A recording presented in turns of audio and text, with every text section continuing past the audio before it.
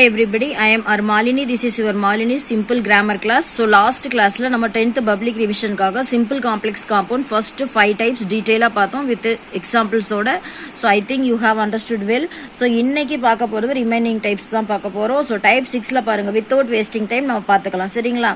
So type 6 ல அதாவது ஒரு ரீசனால இது இந்த விளைவு நடந்தது, இந்த ரீசன் அதோட ரிசல்ட் என்ன, நல்லா படிச்சதுனால மார்க் வந்தது, நல்லா எழுதுனதுனால வந்து ஹேண்ட் ரைட்டிங் நீட்டாக இருந்தது, அதே மாதிரி வந்து நிறைய மழை பெஞ்சது மேட்ச் கேன்சல் ஆயிடுச்சு, நிறைய கூட்டம் வந்தது விஐபி வந்து வர முடியல, இந்த மாதிரி ரீசனும் ரிசல்ட்டும் வந்து சொல்கிறது தான் இந்த டைப் 6 அந்த சுச்சுவேஷனில் இருக்கும் சரிங்களா. ஸோ சிம்பிளில் ஃப்ரேஸில் என்னென்ன வேர்ட்ஸ் இருக்குன்னா பீயிங் இருந்ததால், owing to, because of, due to, on account ஆஃப்னா காரணமாக, பை டிண்ட் ஆஃப் வரும் சரிங்களா. இது ஃப்ரேஸ் கூட வரும் பிளஸ் ஒன் மெயின் கிளாஸ் வரும். காம்ப்ளெக்ஸ்ல பாத்தீங்கன்னா ஏஸ் சின்ஸ் அப்படிங்கிற ரெண்டு சபார்டினேட்டிங் கன்ஜெக்ஷன் வரும். ஏஸ்னாலும் சின்ஸ்னாலும் பிகாஸ் வரும். பிகாஸ் இது எல்லாமே காரணமாக அர்த்தம். காம்பவுண்ட்ல என்ன கோஆர்டினேட்டிங் கன்ஜெக்ஷன்ஸ் வரும்னா சோ அண்ட் சோ, அதனால் அப்படிங்கிற அந்த ஒரு ரீசன். எக்ஸாம்பிள்ஸ் பாருங்க, being honest, everyone priced Kalam, ரொம்பவே நேர்மையா இருந்ததுனால கலாம எல்லாரும் பிரைஸ் பண்ணாங்க. இந்த ஹானஸ்ட் அப்படிங்கிறது பாத்தீங்கன்னா இது அட்ஜெக்டிவ் சரிங்களா. இது பீயிங் ஹானஸ்ட் இது ஃபுல்லாவே ஃப்ரேஸ், நல்லா பாத்துக்கணும். ஒரு ஃப்ரேஸ் இருக்கா அண்ட் பாத்தீங்கன்னா எவ்ரி ஒன் பிரைஸ்டு ஹிம்னு சொல்லி சொல்றோம் இல்லையா, இது வந்து பாத்தீங்கன்னா சப்ஜெக்ட் வெர்ப் காம்பினேஷன்ல இருக்கிற மெயின் கிளாஸ். ஸோ இங்க மெயின் கிளாஸ்ல V2ல இருக்கு, இதுதான் நமக்கு மெயின் வேர்பு. ஸோ மாத்தும் பொழுது as Kalam was very honest, இந்த ஆஸ்கிற சபார்டினேட்டிங் கன்ஜெக்ஷன் ஆட் பண்ணியிருக்கோம். கலாம் வந்து இங்க வந்து சப்ஜெக்ட், அப்படி சப்ஜெக்டை கொண்டு வந்திருக்கோம். ஸோ இந்த பீயிங் அப்படிங்கிற அதோட பாஸ்ட் வேர்பு வாஸ் கொண்டு வந்திருக்கோம். ஸோ வெரி ஹானஸ்ட், இந்த ஹானஸ்ட் பீயிங் பக்கத்துல வந்தாவே நம்ம ஆல்ரெடி வந்து பார்த்துருக்கோம்.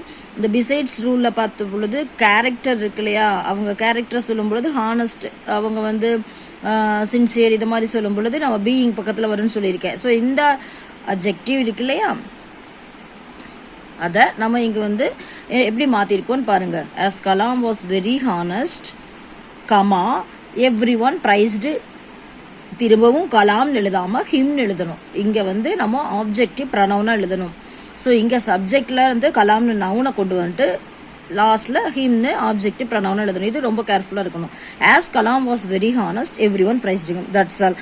ஸோ அப்படியே இந்த ஆஸை ரிமூவ் பண்ணிட்டு Kalam was very honest and so, அதனால அதன் காரணமாக ஒவ்வொருத்தரும் அவர் வந்து புகழ்ந்தாங்க, எவ்ரி ஒன் பிரைஸ்டு ஹிம், இவ்வளவுதான் சரியா. இன்னும் ஒரு எக்ஸாம்பிள் பாருங்க, because of her hard work Ramya scored good marks.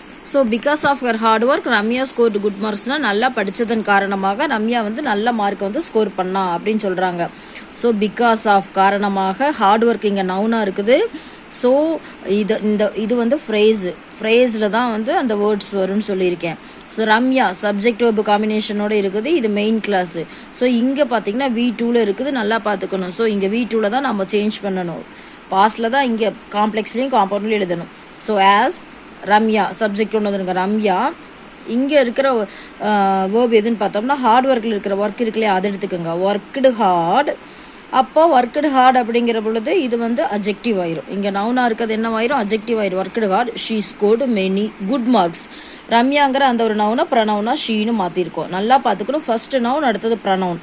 So நம்ம சபார்டினேட் கன்ஜெக்ஷன்ல இங்கே வந்து நவுனா யூஸ் பண்ணியிருக்கோம், அப்போ மெயின் கிளாஸ்ல நம்ம ப்ரனவுனா யூஸ் பண்ணிக்கிட்டோம். ரெண்டு பக்கமும் நவுனு யூஸ் பண்ண வேண்டாம், ரெண்டு பக்கம் ப்ரனவுனும் யூஸ் பண்ண வேண்டாம், அதை நல்லா தெளிவாக பார்த்துக்கணும். அடுத்து ஆஸை ரிமூவ் பண்ணிட்டு Ramya worked hard and so she scored good marks, அவ்வளோதான். ரொம்ப ஈஸி ரூல் அப்ளை பண்ணலாம். ஸோ சிம்பிள்னாவே ஒரு மெயின் கிளாஸ் ஃப்ரேஸ் இருக்குன்னு தெரியணும். காம்ப்ளெக்ஸ்னா ஒரு சபார்டினேட் கன்ஜெக்ஷனோட ஒரு சபார்டினேட் கிளாஸும் ஒரு மெயின் கிளாஸ் இருக்கும். காம்பவுண்ட்னா ரெண்டு மெயின் கிளாஸ் அதை கனெக்ட் பண்ணுற ஒரு கேட் மாதிரி, மெயின் கேட் மாதிரி கோஆர்டினேட்டிங் கன்ஜெக்ஷன் இருக்கும், தெரிஞ்சுனாவே easy. Shall we see the next one? So before seeing the next one, நம்ம புக் எக்ஸசைசஸ் பார்க்கணும் இல்லையா. ஸோ ஃபர்ஸ்ட், செகண்ட், தேர்டு என்ன பார்க்கல, ஃபோர்த்து பார்த்தாச்சு. ஃபிஃப்த் ஒன்ல பாருங்க புக் எக்ஸசைசஸ்ல ஆக்சுவலி இங்க உங்களுக்கு கொடுத்துருக்குது சிம்பிள் சென்டென்ஸ்னா இப்படி இருக்கும், காம்ப்ளெக்ஸ்னா இங்க இப்படி இருக்கும், காம்பவுண்ட்னா இப்படி இருக்குன்ட்டு. நம்ம இதுல இருக்கிறது அப்படியே நம்ம வந்து என்ன பண்ணிக்கலாம்னா எக்ஸாமுக்கு பார்த்துட்டோம்னா கொஞ்சம் ஈஸியா இருக்கும். So due to heavy downpour the match was cancelled, மிக அதிகமான மழை பெஞ்சதுனால, கனமான மழை பெஞ்சதுனால மேட்ச் வந்து கேன்சல் ஆயிடுச்சுன்னு சொல்லியிருக்காங்க. டியூ டு நாவில் காரணமாக, இது வந்து ஃப்ரேஸ். த மேட்ச் வாஸ் கேன்சல்டுங்கிறது மெயின் கிளாஸ் சரியா. இது வந்து வாஸ் கேன்சல்டு பாசிவ் ஃபார்ம்ல இருக்கு, பாசிவ்லயும் கொடுப்பாங்க சரிங்களா. ஸோ இதுல வந்து பாசிவ் பாஸ்ட்ல இருக்குது, நல்லா பார்த்துக்கணும். Past structure. அதுக்கு தான் நம்ம ஆக்டிவ் பாசிவ் தெரிஞ்சுக்கணும். இதை மாற்றும் பொழுது as there was a அங்க heavy rainfall, as அப்படிங்கிற subordinate conjunction ஆட் பண்ணி there was a heavy downpour, the match was cancelled அப்படின்னு எழுதணும். சரியா? ஹெவி டவுன் போர் அப்படியே எழுதிக்கிறோம். தேர் வாஸ் எ அந்த பி ஃபார்ம் வேர்ப் இருக்கு இல்லையா, அந்த பி ஃபார்ம் வேர்பை மட்டும் நம்ம வந்து past be form verb use பண்ணியிருக்கோம். There was a heavy downpour, the match was cancel, that's all. இதுதான் வந்து காம்ப்ளெக்ஸ் சென்டென்ஸ். காம்பவுண்டில் பாருங்கள், ஏஸை ரிமூவ் பண்ணிவிட்டு there was a heavy downpour and so ரெண்டில் எது வேணால் போடலாம், த மேட்ச் வாஸ் கேன்சல்டு. இவ்வளோ தான் புக்கில் இருக்கிறது. சரிங்களா? ஸோ நெக்ஸ்ட் வந்து நம்ம பார்க்கலாமா? டைப் 6ல இருந்தும் இன்னொரு எக்ஸாம்பிள் வந்து பாருங்க. Transform the following sentences as இன்ஸ்ட்ரக்டர்னு பிராக்கெட்ல சிம்பிளா மாத்த சொல்லி கேட்டிருக்காங்க. என்ன கொஸ்டின் பாருங்க. as Varun is a voracious reader, he buys a lot of books.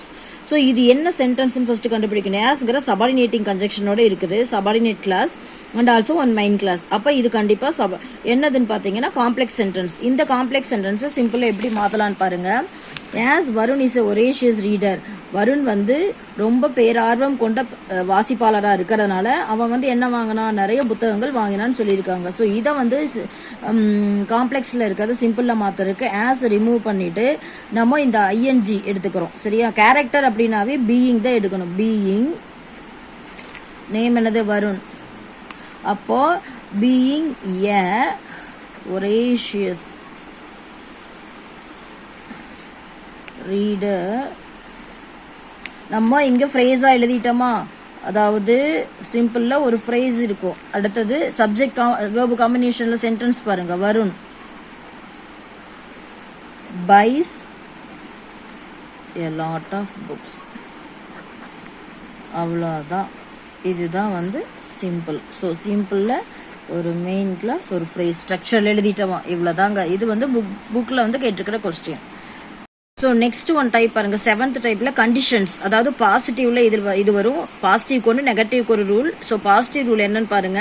So type 7ல பாசிட்டிவ்ல சிம்பிள்ல இந்த ஈவெண்ட் ஆஃப், அதாவது இது நடந்தா நீ நல்லா படிச்சா மார்க் வாங்கலாம், நல்லா படிக்கலைன்னா மார்க் வாங்க முடியாது, இந்த மாதிரி சொல்றாங்க இல்லையா. இந்த ஈவெண்ட் ஆஃப் படிச்சிருந்தா ஒருவேளை மார்க் வாங்கியிருக்கலாம், படிக்கல அதனால தான் மார்க் வரலைன்னு சொல்லிட்டு நிறைய வாட்டி வீட்டில் பேரண்ட்ஸ் சொல்லுவாங்களா, அந்த மாதிரி நிபந்தனைகளோட சொல்றது. ஸோ சிம்பிள்ல ஃப்ரேஸ்ல இந்த ஈவெண்ட் ஆஃப் பக்கத்துல கண்டிப்பா நவுன் அல்லது அட்ஜெக்டிவ் வரும். காம்ப்ளெக்ஸ்ல இஃப் கண்டிஷன். சரிங்களா? இஃப் மட்டும்தான் வரும். காம்பவுண்ட்ல மஸ்ட் ஷுட் வந்துட்டா V1 வரும், தென் ஒன்லி, அவ்வளவுதான். சரியா? இதுதான் ரூல் டைப் 6ல. இதோட எக்ஸாம்பிள் பாருங்க. இந்த event of studying regularly you will score high marks. நீ ஒருவேளை ரெகுலரா படிச்ச அப்படின்னா நீ வந்து நல்ல மார்க் வாங்கலாம். இது சிம்பிள். இதே காம்பவுண்ட்ல மாற்றும் பொழுது, காம்ப்ளெக்ஸ்ல மாற்றும் பொழுது இந்த ஈவெண்ட் ஆஃப் எடுத்துருங்க. இஃப் யூ, இந்த ஸ்டடி இங்க வந்து நம்ம நவுனை என்ன பண்ணிடலாம்னா அதை வேர்பா கொண்டு வாங்க. If you study regularly you will score high marks, அவ்வளவுதான். அடுத்தது காம்பவுண்ட்ல you must study regularly then only you will score high marks, அவ்வளவுதான். சரிங்களா? இதுல ரொம்ப ஈஸியானது தான், ரொம்ப கஷ்டம் இல்லை. இந்த event of paying bill you can enjoy the service.